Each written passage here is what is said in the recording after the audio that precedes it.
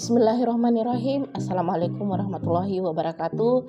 Izin saya Herlina, calon guru penggerak angkatan keempat dari Kabupaten Polewali Mandar, Provinsi Sulawesi Barat, dengan pendamping fasilitator Ibu Siti Nurul Rohmah dan Pak Muhammad Yusuf, pengajar guru praktik. Baik, di sini saya akan memaparkan tentang koneksi antar materi modul 2.1.A.9, yakni pembelajaran berdiferensiasi. Baik, sebelumnya saya akan menjelaskan apa yang dimaksud dengan pembelajaran berdiferensiasi. Jadi, menurut Tomlinson tahun 2001, pembelajaran berdiferensiasi adalah serangkaian keputusan masuk akal yang dibuat oleh guru yang berorientasi kepada kebutuhan murid. Nah, ini di mana pembelajaran ini memberi keleluasaan pada siswa untuk meningkatkan potensi dirinya sesuai dengan kesiapan belajar, minat, dan profil belajar siswa tersebut. Dan juga pembelajaran berdiferensiasi ini tidak hanya berfokus pada produk, tapi juga fokus pada proses dan konten atau materi pembelajaran. Nah, Tomlinson pun juga mengatakan bahwa pembelajaran berdiferensiasi layaknya seperti menggunakan tombol equalizer pada stereo atau pemutar CD sampai mendapatkan kombinasi suara yang terbaik. Lalu bagaimana cara menerapkan pembelajaran berdiferensiasi? Nah, pembelajaran berdiferensiasi dapat dilakukan dengan 5 langkah. Pertama, merumuskan tujuan pembelajaran. Kedua, memetakan kesiapan, minat, dan profil belajar murid. Ketiga, melakukan diferensiasi konten, proses, dan produk. 4, melakukan ongoing assessment. Dan kelima, menciptakan suasana belajar yang kolaborasi dan menyenangkan. Lalu, bagaimana pembelajaran berdiferensiasi dapat membantu memenuhi kebutuhan murid untuk mencapai hasil belajar yang optimal?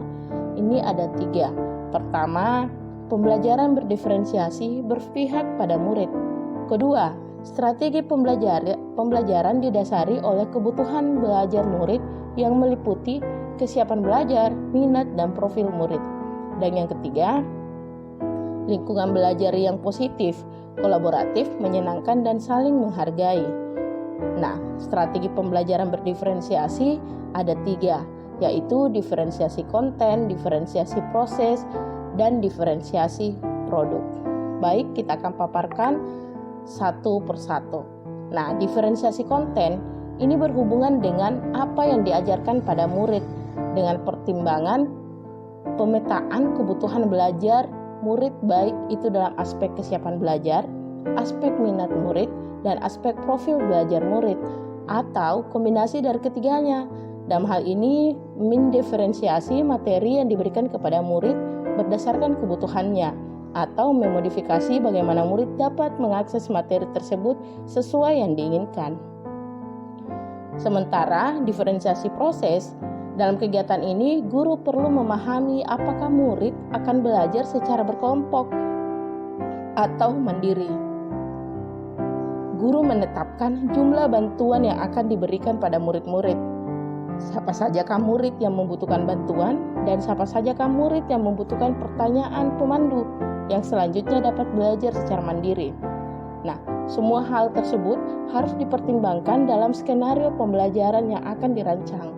Dalam hal ini adalah usaha untuk membantu murid memahami materi dengan memberikan berbagai kegiatan dan scaffolding sesuai dengan kebutuhan murid. Lalu diferensiasi produk adalah hasil pekerjaan atau unjuk kerja yang harus ditunjukkan pada guru. Produk adalah sesuatu yang ada wujudnya, bisa berbentuk karangan, tulisan, hasil tes, pertunjukan, presentasi, karya, pidato, rekaman, diagram, dan sebagainya. Dalam hal ini, diferensiasi produk dilakukan dengan mendiferensiasi produk yang akan dihasilkan oleh murid sesuai kesiapan belajar, minat, dan profil belajar siswa. Baik, kita masuk pada koneksi antar materi.